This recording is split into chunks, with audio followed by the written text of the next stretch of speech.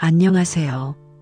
저는 72세, 인생의 황혼기에 접어든 여자입니다. 남편은 30년 전에 이미 하늘나라로 떠났고, 그 후로 저는 오직 아들 하나만 바라보며 살아왔습니다. 그런데 제 아들은요, 단순한 아이가 아니었습니다. 남편과 저는 아이가 생기지 않아 못된 시어머니에게 온갖 구박과 괄시를 받으며 살아야 했습니다. 저 집안에선 애 하나 못 낳는 여자가 무슨 며느리야? 여자가 밭을 못 쓰면 갈아엎어야지. 그냥 두면 뭐 하나? 지금 생각해도 치가 떨리는 말들을 수도 없이 들어야 했습니다. 집안에선 제가 문제라고 손가락질했고, 시어머니는 사사건건 저를 들들 볶았습니다. 남편도 처음엔 저를 감싸줬지만 시간이 지나자 무력해지고 점점 말이 없어졌습니다. 그러던 어느 날 저는 더 이상 버티지 못하고 간절한 마음으로 천지신명님과 삼신할미 앞에 엎드렸습니다. 부디 저에게 아이를 이 한 몸 다 바쳐서라도 아이를 가질 수 있게 해주세요. 그렇게 간절히 빌고 또 빌었습니다. 그리고 기적처럼 15년 만에 제 뱃속에 아이가 찾아왔습니다. 그 아이가 바로 제 아들이었습니다. 세상의 모든 복을 끌어모아 태어난 저에게는 기적 같은 아이였습니다. 그 아이를 내 품에 처음 안았을 때 그 감격과 벅차오르는 심정을 감히 아무도 몰랐을 것입니다. 내가 그토록 바라던 아이가 내 품에 안겨 있었습니다. 따뜻하고 작은 손을 오므렸다 폈다 하며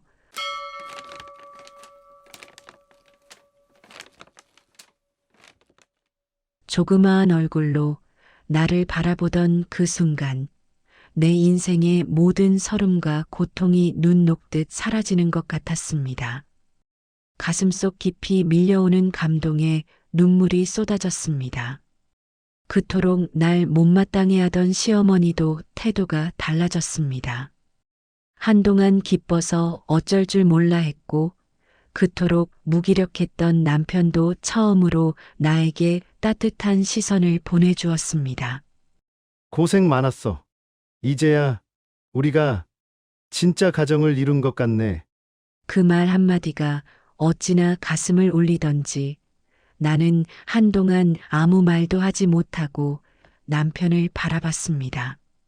그리고 내 아들은 정말이지 세상의 모든 복을 타고난 듯한 아이였습니다. 주변 사람들은 저를 부러운 눈길로 바라보았습니다. 아이고, 며느리도 좋겠다. 저렇게 늦둥이를 낳았는데? 아들도 참 잘생겼어. 이제 시댁에서 큰 소리 좀 치고 살겠네? 사람들의 말에 나도 모르게 입가에 미소가 번졌습니다. 이제야 내 인생도 빛을 보는구나. 그렇게 생각했지요. 제 아들은 저에게 기쁨 그 자체였습니다. 아이가 웃는 모습만 봐도 배가 부르고 작은 손으로 내 손을 잡을 때마다 세상을 다 가진 듯 했습니다. 밥을 한술 뜨지 않아도 배가 부를 만큼 그 아이는 내 삶의 전부였습니다. 거기다 제 아들은 타고난 이타적인 마음씨까지 갖춘 아이였습니다. 어릴 때부터 남을 돕는 걸 당연하게 여겼고, 친구가 넘어지면 먼저 달려가 손을 잡아주었으며 자기 것을 나눠주는데 인색함이 없었습니다. 저는 그런 아들이 너무나도 기특하고 대견했습니다. 도대체 누구를 닮아 이렇게 착한 걸까? 그런데 착하기만 한 게 아니었습니다. 머리도 남달랐습니다. 부모 중에 공부 잘한 사람이 없는데 도대체 어디서 저런 총명함을 물려받았는지 알 수가 없었습니다. 남들은 학원에 과외까지 시키며 난리를 치는데 제 아들은 학원 한 번, 과외 한 번 없이도 혼자 공부해서 우수한 성적을 유지했습니다. 학교에서 받은 상장이 차곡차곡 쌓였고 선생님들조차 이 아이는 정말 특별한 아이예요 하며 감탄하곤 했습니다. 그리고 마침내 제 인생에서 가장 벅찬 순간이 찾아왔습니다. 그토록 노력하던 아들이 우리나라에서 제일 좋은 대학에 당당히 합격한 것입니다. 합격 소식을 듣는 순간 저는 눈물을 왈칵 쏟고 말았습니다. 제게 대학 합격 소식을 들려주던 날, 계절은 아직 서슬퍼런 동장군이 완전히 물러나지 않은 때였습니다. 겨울에 찬 기운이 아직 남아 있었지만 내 마음속은 마치 한여름처럼 따뜻하고 벅찼습니다. 그날 아들은 합격증을 손에 쥐고 집으로 돌아왔습니다. 저는 이미 합격 소식을 듣고도 믿기지가 않아 몇 번이고 다시 확인했지요. 그리고 아들이 문을 열고 들어오는 순간 저는 그만 눈물을 왈칵 쏟고 말았습니다. 그런 저를 아들은 조용히 안아주었습니다. 그리고는 부드러운 목소리로 말했습니다. 어머니, 그동안 저 키워주시느라 고생 많이 하셨어요. 제가 대학 가서 더 열심히 공부해서 어머니가 바라시는 대로 번듯하게 출세할게요. 앞으로 어머니께 더 잘하고 효도하는 아들이 되겠습니다. 그러니까 오래오래 제 곁에만 머물러 주세요. 그 말에 나는 또 한 번 울컥했습니다. 어떻게 이렇게 예쁜 말을 골라서 하는지, 이놈의 자식은 어느 네 집 귀한 아들인지 참으로 대견스럽고 또 든든했습니다. 나는 그날 아들의 품에 안겨서 평생을 다 바쳐 키운 보람을 온몸으로 느꼈습니다. 그날 이후로 나는 더 행복한 미래만을 꿈꾸었습니다. 이 아이가 번듯한 어른이 되어 좋은 직장을 얻고 좋은 사람을 만나 결혼하고 내 손주까지 품에 안게 될 날을 말이지요. 나는 정말이지 이 아이가 내 인생의 마지막 보상이라고 믿었습니다. 행여나 아들이 밥이라도 굶고 다닐까 싶어 저는 일부러 대학 근처까지 가서 이사를 했습니다. 엄마, 굳이 그러실 필요 없어요. 기숙사도 있고 자취도 할 수 있어요. 아들은 걱정했지만 저는 단호했습니다. 아니다. 내가 너 뒷바라지할 수 있을 때까지는 한다. 밥이라도 제대로 먹고 다녀야지. 그렇게 저는 작은 원룸을 구해 아들 곁에서 뒷바라지를 했습니다. 매일 아침 따뜻한 밥을 해주고 시험 기간이면 몸보신 하라고 보양식까지 챙겼습니다. 내 인생에서 가장 중요한 사람은 오직 아들뿐이었으니까요. 그렇게 대학 생활이 한창 무르익을 즈음 아들은 군대에 가야 할 나이가 되었습니다. 저는 군대에 보내는 것이 못내 마음이 쓰였지만 아들은 오히려 씩씩하게 말했습니다. 어머니, 걱정 마세요. 다들 다녀오는 곳이잖아요. 저도 잘 다녀오겠습니다. 그렇게 군대를 가고 아들은 2년 뒤 전역을 했습니다.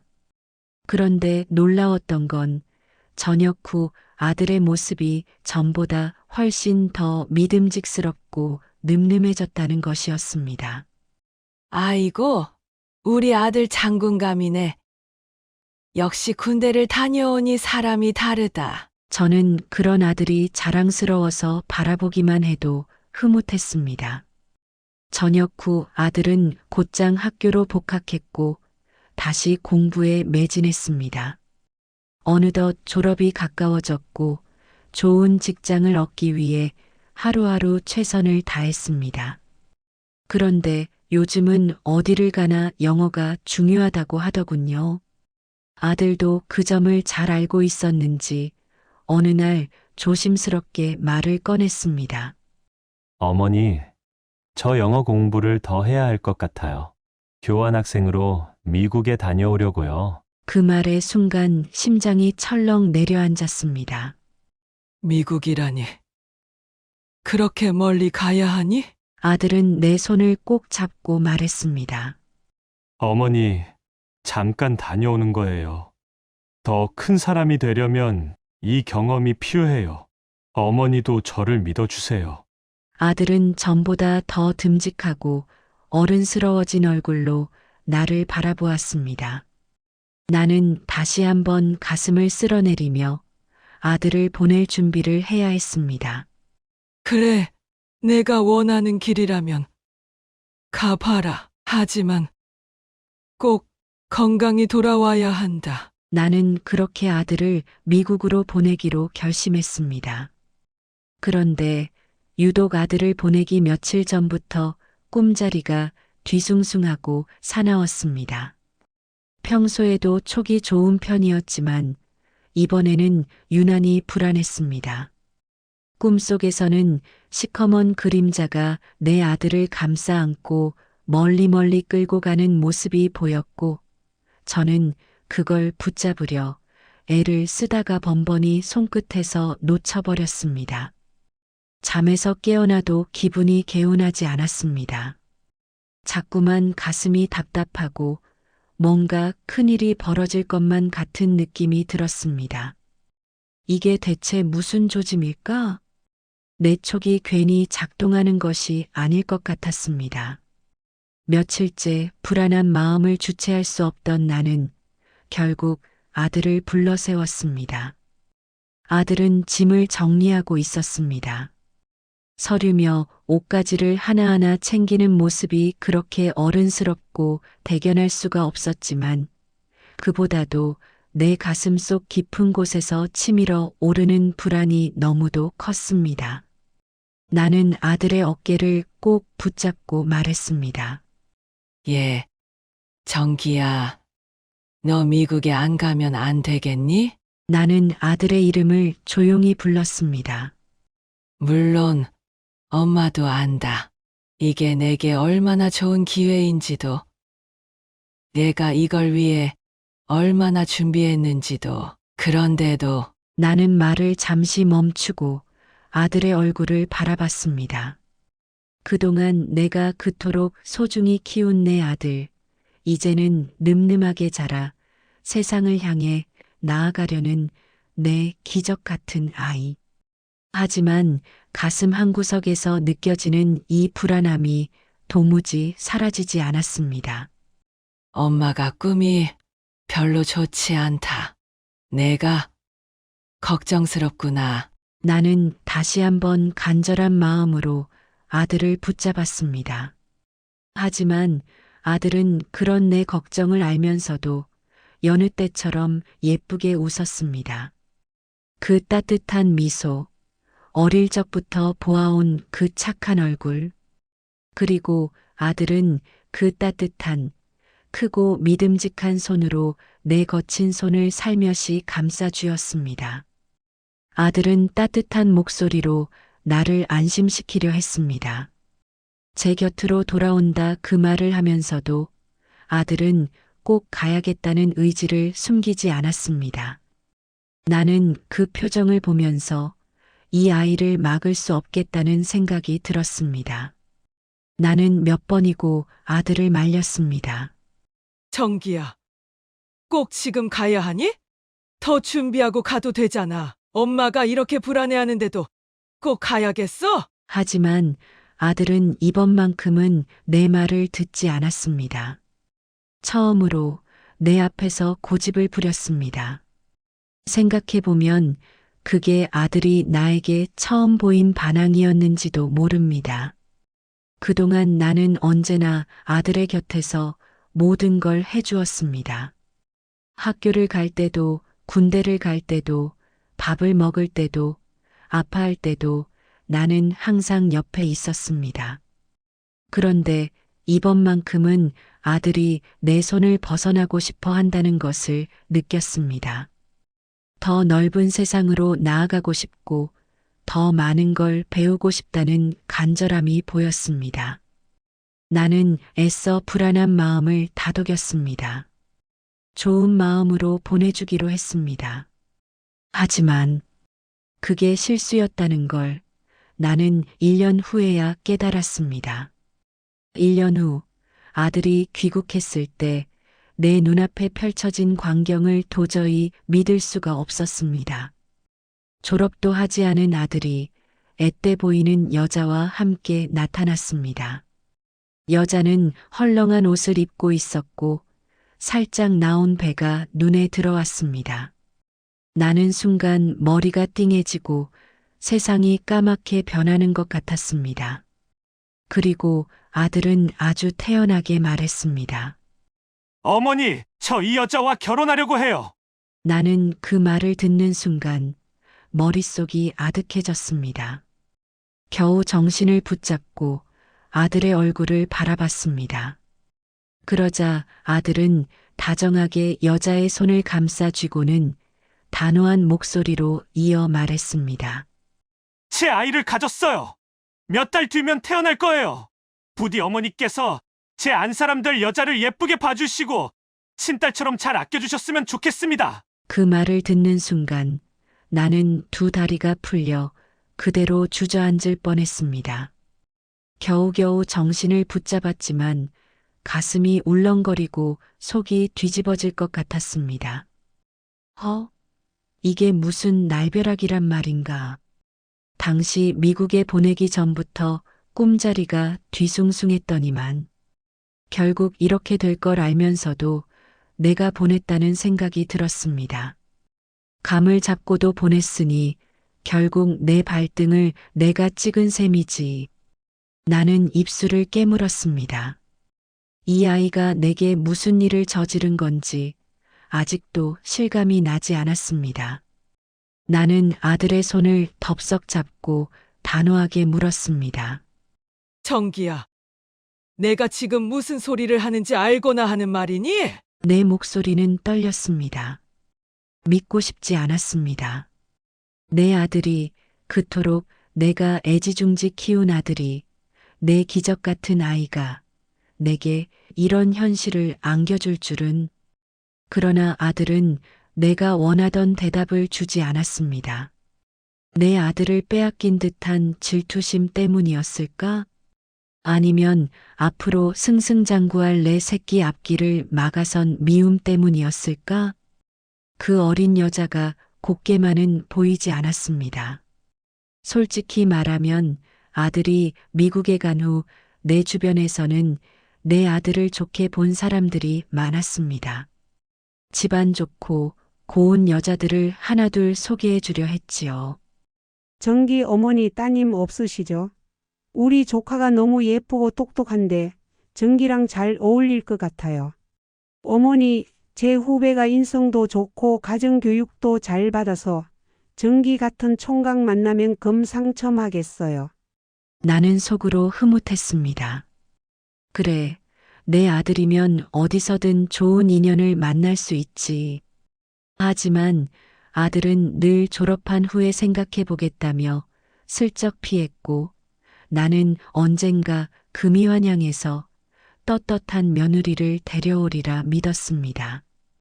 그런데 이게 대체 뭐란 말입니까? 딱 봐도 어디서 굴러왔는지 모를 여자를 내 신부감이라고, 감히 내 며느리 될 여자라고 소개를 시키다니? 내가 몇 번을, 아니 수백 번, 수천 번을 여자 조심하라고 말했습니까? 좋은 사람을 만나야 한다고 그렇게 타일렀는데 이렇게 내 기대를 배신하다니. 나는 숨을 깊게 들이마셨습니다. 손이 떨리는 걸 겨우 참으면서 그 여자를 면전에 대놓고 무시한 뒤 아들을 꾸짖었습니다.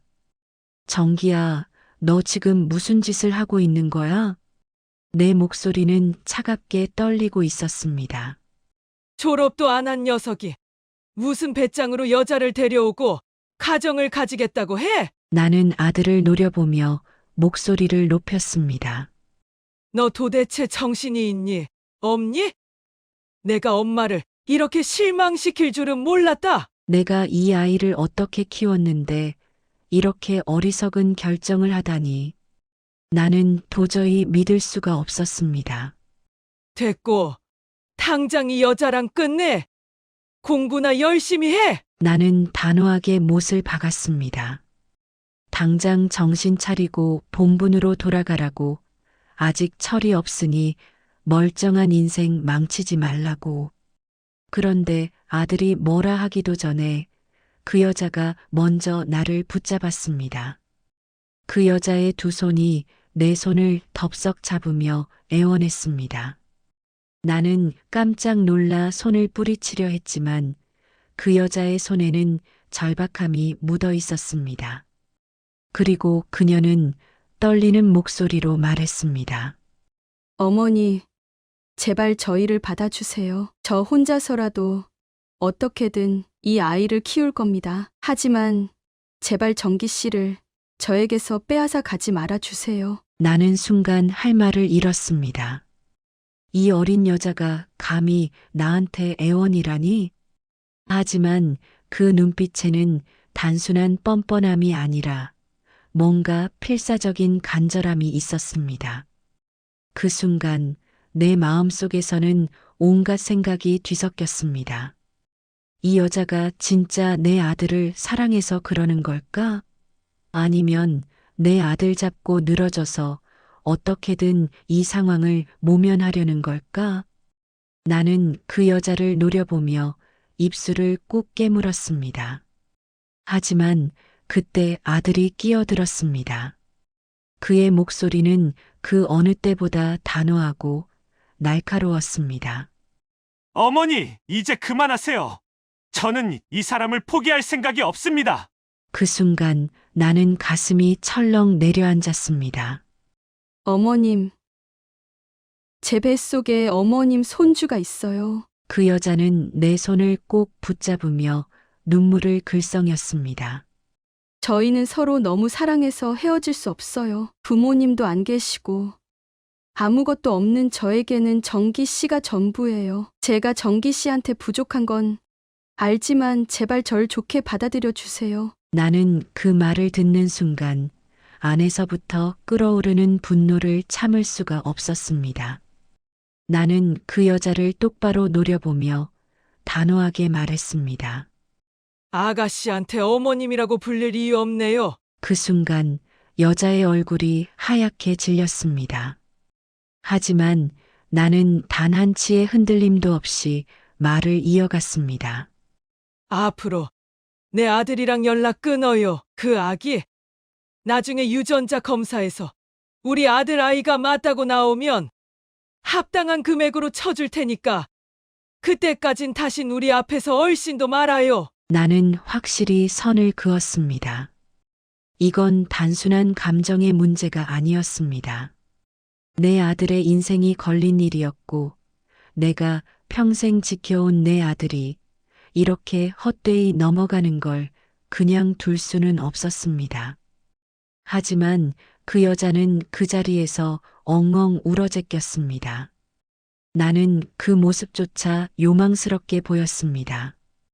그저 끼부리는 연극처럼밖에 느껴지지 않았습니다. 어디서 저런 장꾀를 배웠을까?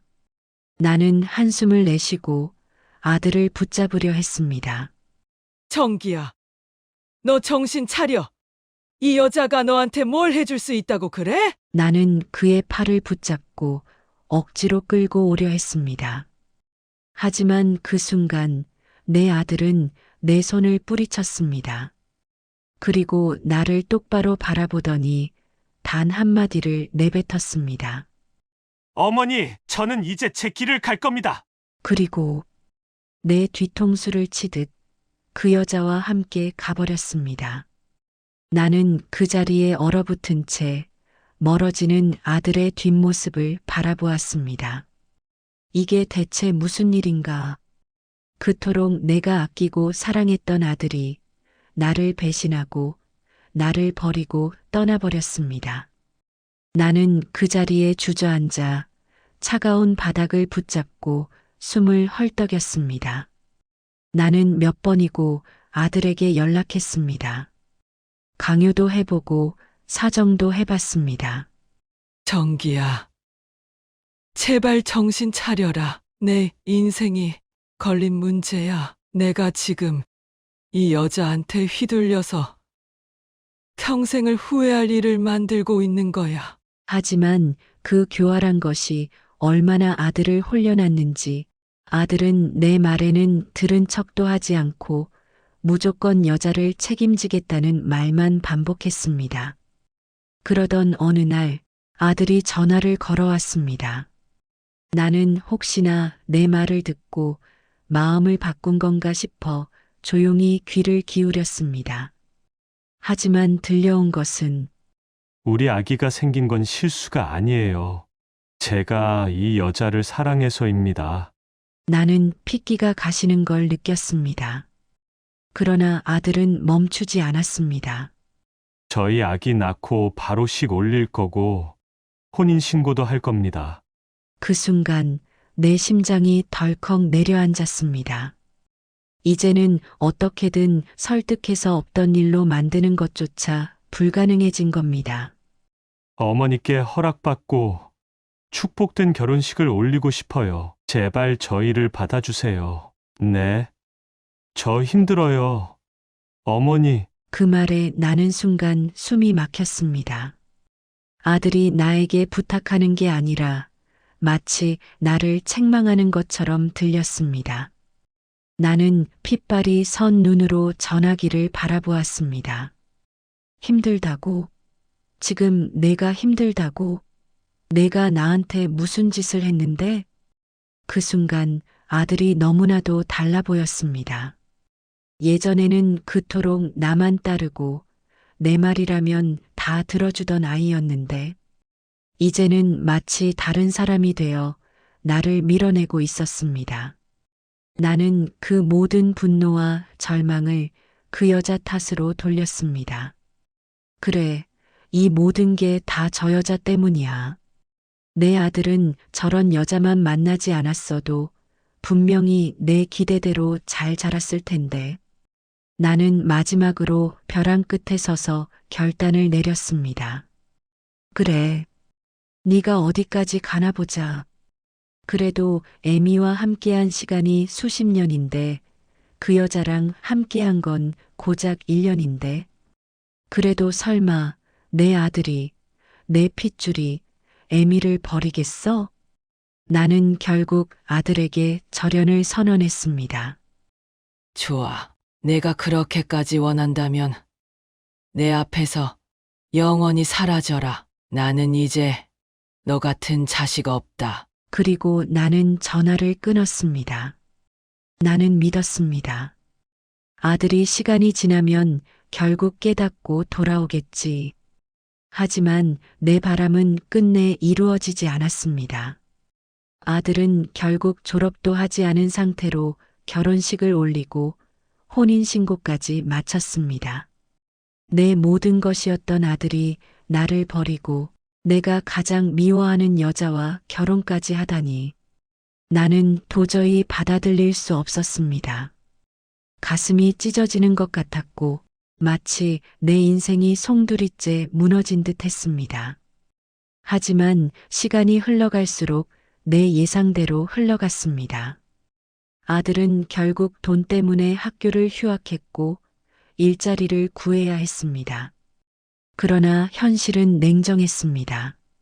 능력도 경력도 인정받지 못한 채 작은 회사에서 쥐꼬리만 한 월급을 받으며 하루하루를 버텨야만 했습니다.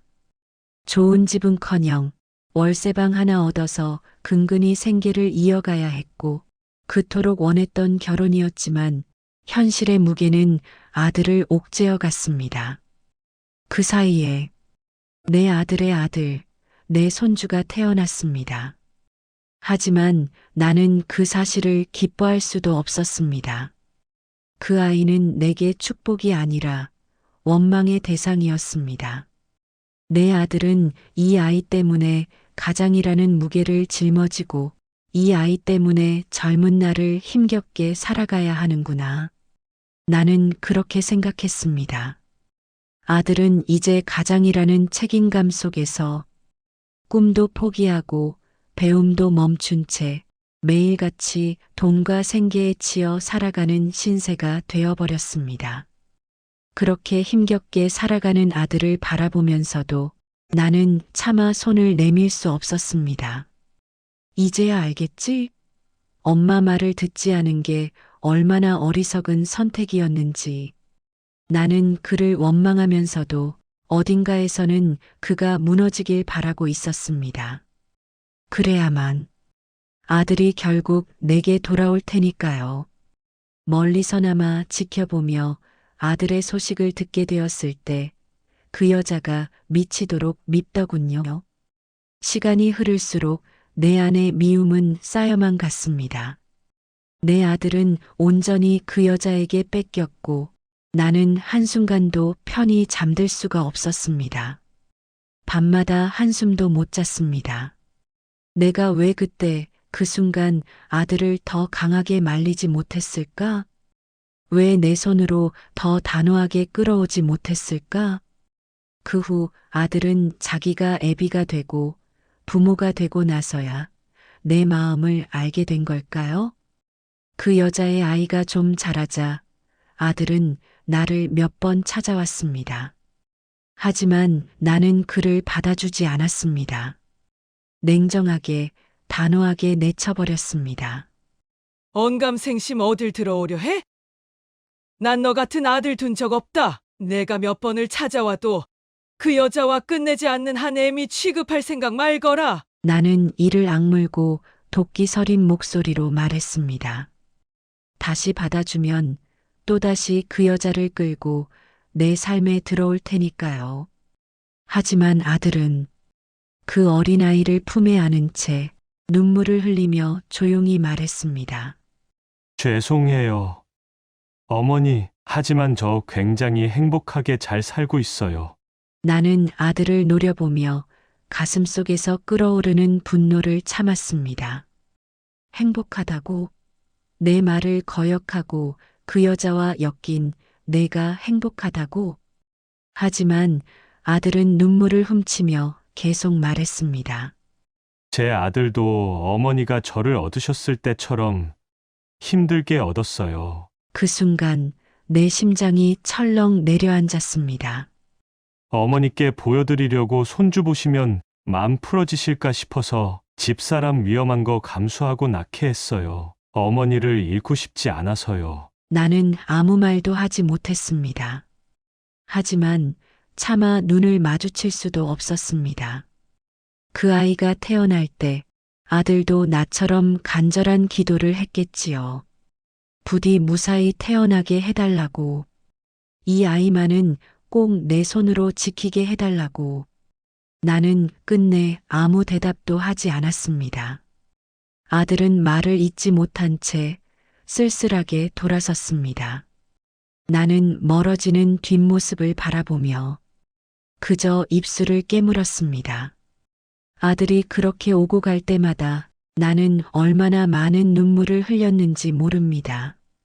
아들이 힘들어하는 모습을 볼 때마다 내 마음도 함께 찢어졌습니다.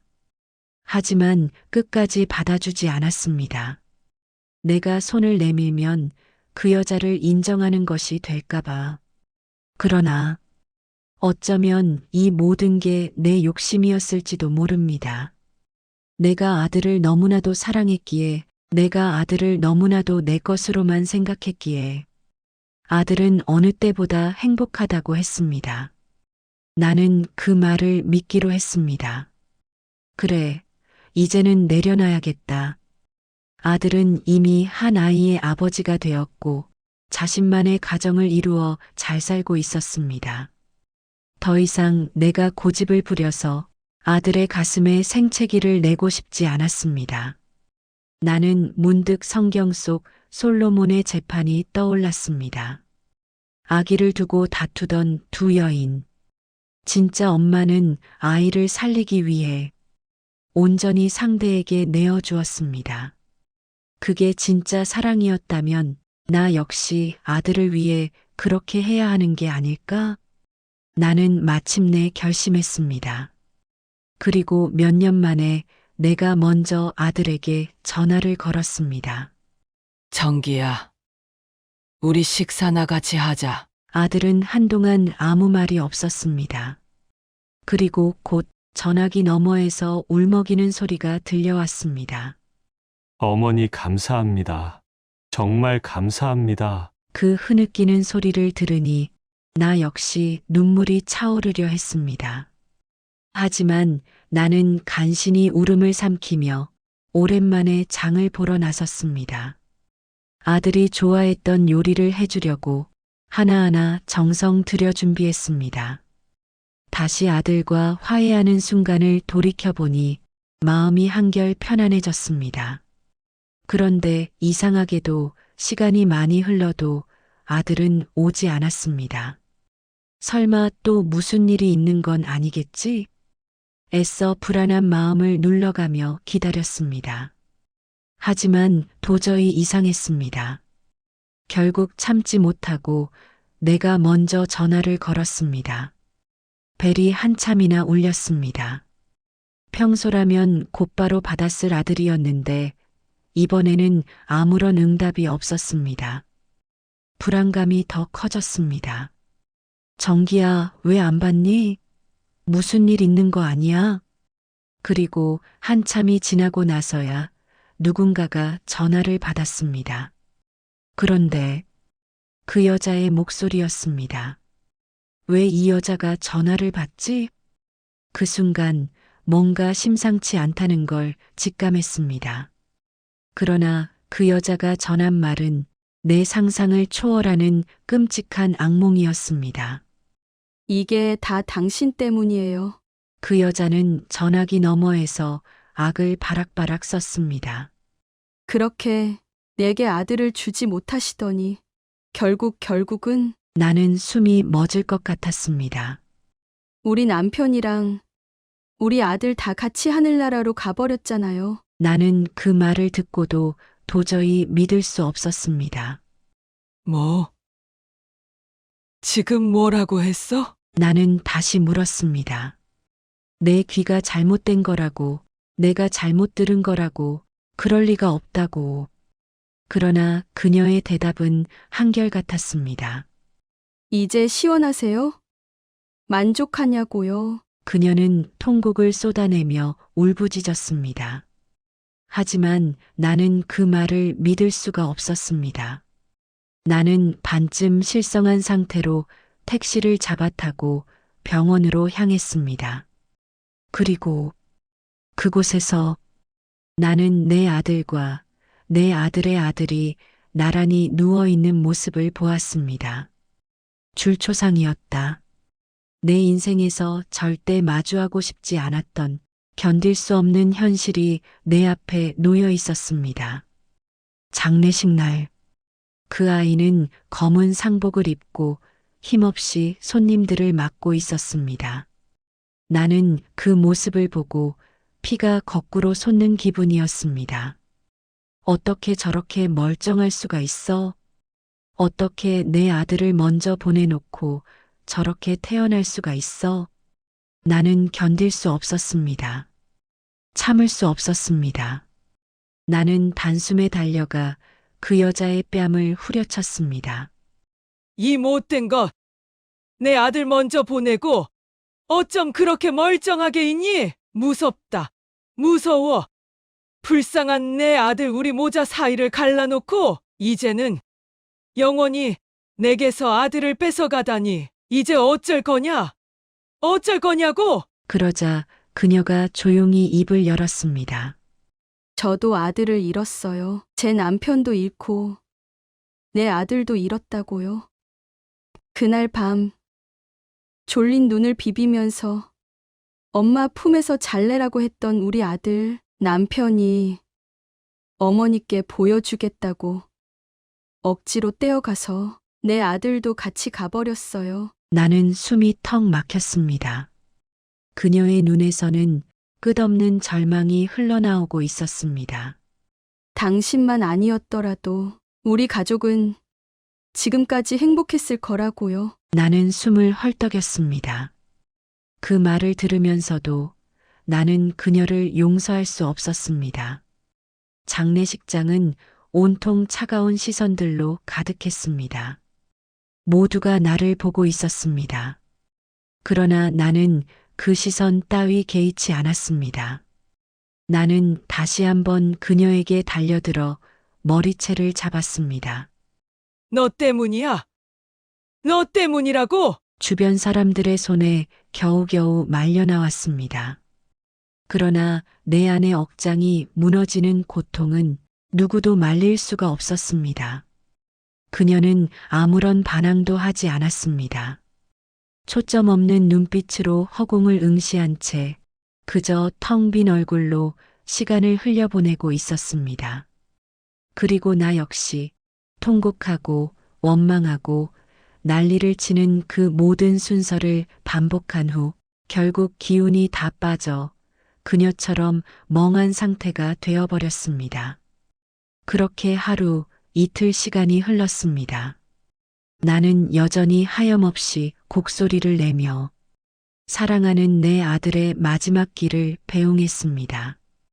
그리고 마침 내기하고 아꼈던 그토록 사랑스러웠고 눈에 넣어도 아프지 않을 내 아들을 나는 영영 보내고야 말았습니다. 내 품에 안겨 울던 그 작은 아이, 내 손을 붙잡고 엄마라 부르던 그 따스한 목소리, 내 인생의 이유였고 내가 살아온 전부였던 그 아이를 나는 잃었습니다. 내 아들아. 나는 감히 믿을 수 없었습니다. 내 뱃속에서 작은 생명의 심장 뛰는 소리를 처음 들었을 때부터 나는 단 한순간도 그 아이가 소중하지 않았던 적이 없었습니다. 그토록 간절히 기도하고 온 힘을 다해 키운 아들이었는데 이제는 내 곁에 없습니다. 아들을 잃은 어미의 심정을 그 누가 알까요? 나는 아무도 없는 장례식장 구석에 앉아 오직 아들과의 추억을 곱씹으며 쓰라린 가슴을 부여잡았습니다. 우리 정기야, 어린 시절 그렇게도 밝게 웃었는데 내가 처음 글을 배웠을 때 내가 처음 어머니라고 부르던 그 순간이 엊그제 같은데 나는 숨이 멎을 것 같았습니다. 이제 그 따뜻한 미소를 다시 볼 수 없다는 사실이 그리고 그때였습니다. 내 시선 끝에 멀지 않은 곳에서 조용히 흐느끼는 또 다른 어미의 모습이 보였습니다. 내가 미워하고 원망하고 끝까지 받아들이지 않았던 그 여자. 그녀는 조용히 서 있었습니다. 그런데 그녀의 모습이 너무도 익숙했습니다. 그녀 역시 내 아들처럼 작은 아이를 가슴에 묻었습니다. 그녀 역시 내 아들처럼 소중한 존재를 잃었습니다. 그녀도 어미였고 나도 어미였습니다. 그녀도 자식을 지키지 못한 죄인이었고 나 또한 자식을 먼저 보낸 죄인이었습니다. 나는 그제서야 그 아이의 심정을 조금이나마 헤아릴 수 있었습니다. 강가에서 한참을 울며 눈물로 아들을 떠내보낸 후 나는 그 아픔을 이기지 못한 채 결국 혼절하고 말았습니다. 모든 감각이 사라졌고 몸이 붕 떠 있는 듯한 허망함 속에서 어느 순간 나는 낯설지만 어딘가 익숙한 이부자리 위에서 눈을 떴습니다. 여긴 어디지? 희미하게 정신을 차리고 주변을 둘러보니 아들의 흔적들이 곳곳에 남아 있었습니다. 아들이 생전 입었던 옷들, 자주 메고 다니던 가방, 곳곳에 놓인 사진 액자, 그리고 아들의 필체가 남아있는 책들까지. 나는 숨을 삼켰습니다. 여긴 아들이 살던 집이구나. 아들이 그 여자와 함께 살던 곳. 내가 끝끝내 받아들이지 못했던 곳. 울컥 감정이 차오르며 눈물이 절로 나오려는 순간 문득 한쪽에 놓인 앨범들이 눈에 들어왔습니다. 나는 손을 뻗어 그중 한 권을 조심스레 펼쳤습니다. 그곳에는 결혼식 때 찍은 사진들, 첫 아이를 낳고 함께 웃으며 찍은 가족 사진, 가족여행에서의 순간들, 돌잔치, 생일잔치 소소한 행복이 담긴 사진들. 나는 가만히 사진을 넘겼습니다. 그리고 나는 보았습니다. 내 곁에 있을 때와는 완전히 다른 모습의 아들. 아들은 아빠로서, 남편으로서의 행복감에 넘쳐 있었습니다. 그 모습은 내가 알던 내 아들과 같았지만 또한 너무나도 달랐습니다. 나는 그 순간 깨달았습니다. 어쩌면 내 욕심 때문에 아들을 괴롭게 하고 절망에 빠뜨린 건 아닐까? 내 오만과 편견이 결국 아들의 삶을 이렇게 만든 건 아닐까? 가슴속 깊은 곳에서 죄책감이 번지기 시작했습니다. 그때 노크 소리가 들렸습니다. 문이 조심스레 열리더니 그 아이가 들어왔습니다. 눈은 시뻘겋게 충혈되어 있었고 그녀는 여전히 나를 원망스러운 눈빛으로 바라보고 있었습니다. 그리고 조용히 내 앞에 통장 하나를 내밀었습니다. 남편이 어려운 살림에도 조금씩 모아놓은 돈이에요. 그 여자는 조용히 통장을 내밀었습니다. 손끝이 떨리는 것이 보였지만 애써 담담한 척하고 있었습니다. 모아서 어머님 편한 집 한 채 사드리겠다고 했는데 비록 집은 사지 못했지만 남편의 마음이 들어간 것이니 어머님께서 가져가세요. 나는 아무 말도 할 수 없었습니다. 그녀는 이악 물고 침착하게 말했지만 조금만 건드려도 금방이라도 눈물을 쏟아낼 것 같은 얼굴이었습니다. 그리고 그녀는 다시 한번 숨을 삼키더니 조용히 이어 말했습니다. 남편이 보험을 몇 개 들어놓은 것이 있는데 그 보험금도 다 가져가세요. 나는 숨이 멎는 것 같았습니다. 내 아들이 그렇게 어렵게 살면서도 나를 위해, 내 노후를 위해 돈을 모아왔다는 사실을 그제야 알았습니다. 그 여자는, 내가 미워했던 그 여자는, 내가 끝까지 받아들이지 못했던 그 여자는 어리고 여렸지만 나보다 훨씬 강한 사람이었습니다. 그리고 그녀가 말한 대로 보험금은 얼마 지나지 않아 내 통장에 모두 입금되었습니다. 나는 놀라지 않을 수 없었습니다. 몇 억이나 되는 적지 않은 돈. 이 정도 금액이라면 욕심이 날 법도 한데 그 여자는 단 한 푼도 욕심내지 않았습니다. 모든 걸 내게 넘겨주었습니다. 나는 도저히 이해할 수 없었습니다. 도대체 왜? 그녀는 내 아들이 사랑했던 여인이었고 내 손주의 어머니였으며 또한 내 아들의 둘째 아이를 뱃속에 품고 있었습니다. 나는 한참 후에야 그 사실을 알게 되었습니다. 시간이 흐른 후 나는 그 여자가 다닌다는 회사 근처를 맴돌다가 우연히 만삭이 된 그녀가 힘겹게 걸어가는 모습을 보았습니다. 배는 불룩했고 걸음걸이는 무거웠으며 손으로 배를 감싸 쥔 채 끙끙거리고 있었습니다. 태어날 시점이 얼마 남지 않아 보였습니다.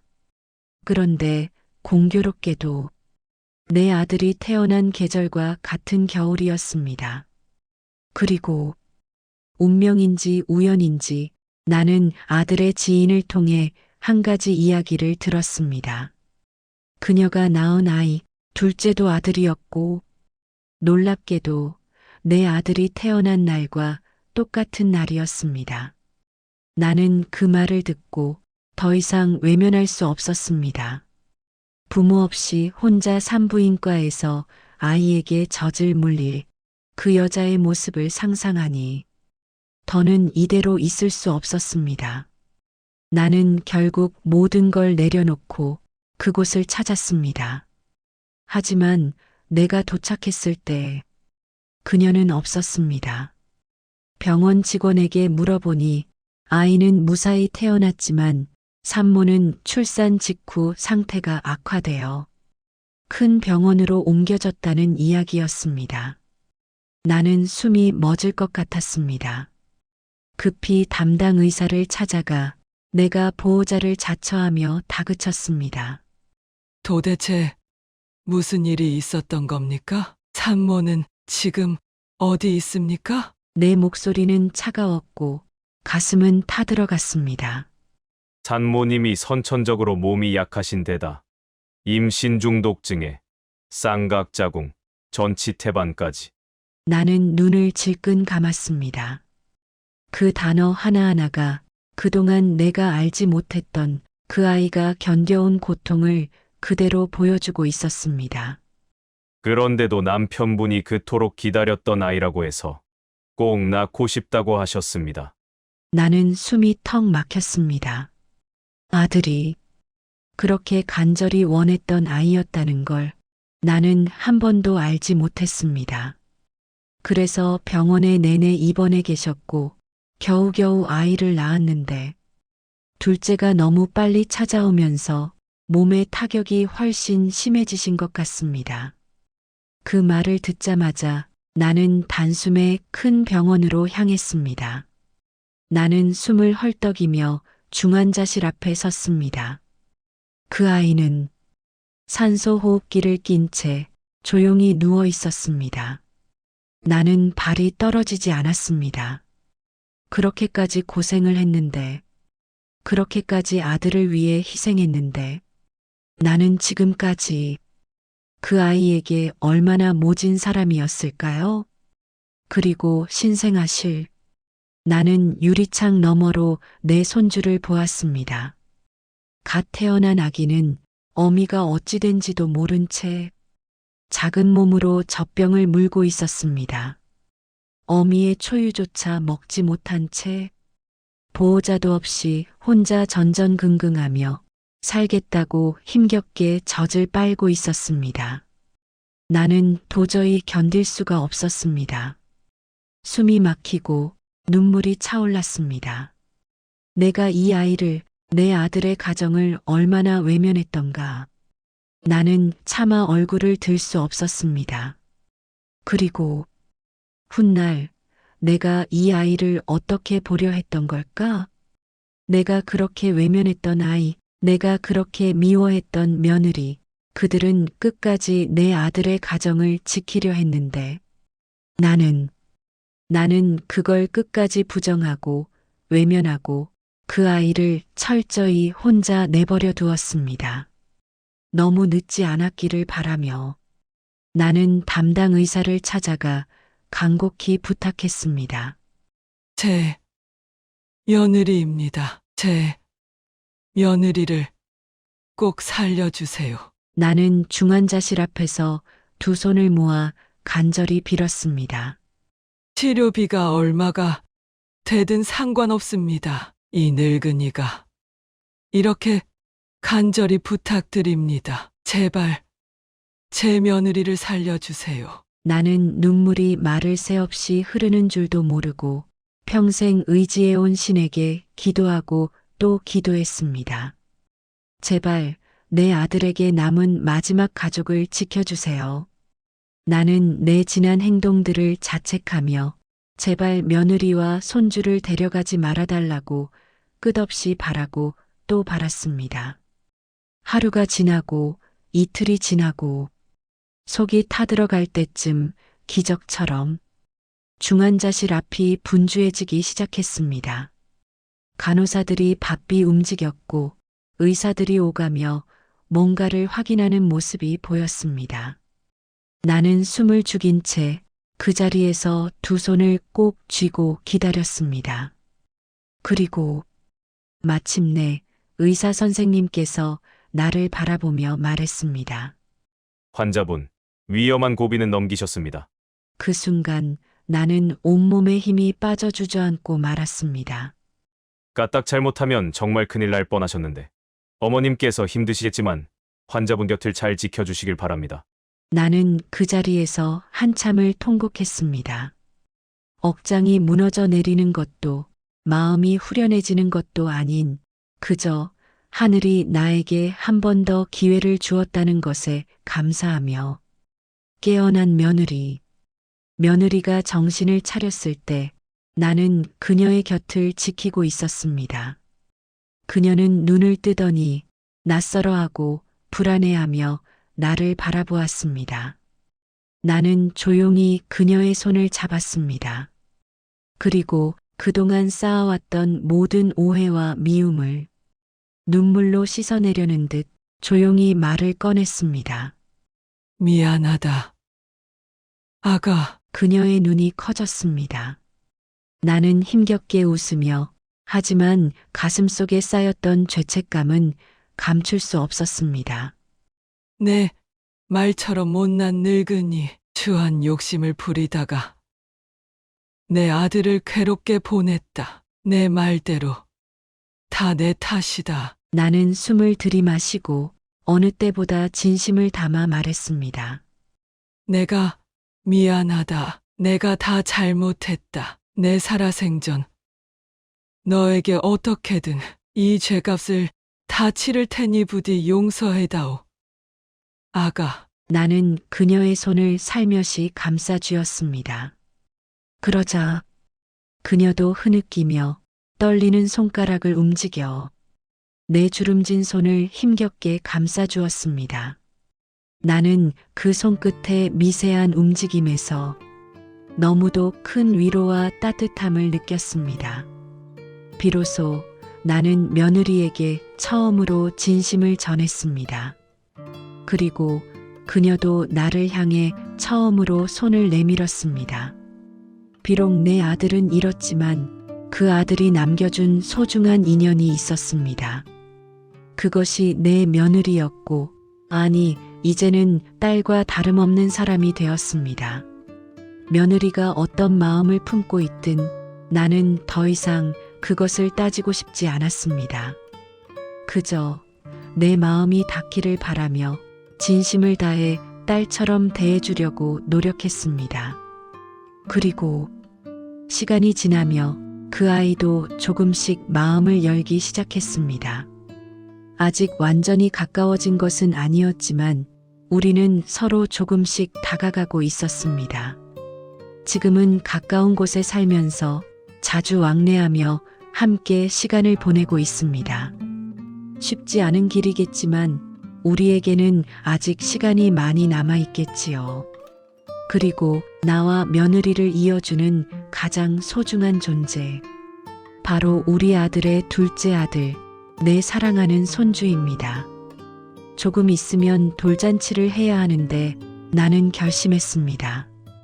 우리 둘째 손주 오래오래 행복하게 잘 살라고 내 아들 때 차려준 돌상 이상으로 정성을 다해 신경 써서 준비할 것입니다. 이제 내가 해줄 수 있는 일은 오직 한 가지뿐입니다. 내 손주가 건강하고 행복하게 잘 살아가길 바라는 것. 그것이 이 할미가 마지막까지 해야 할 일일 것입니다. 부족한 제 사연 끝까지 읽어주셔서 감사합니다.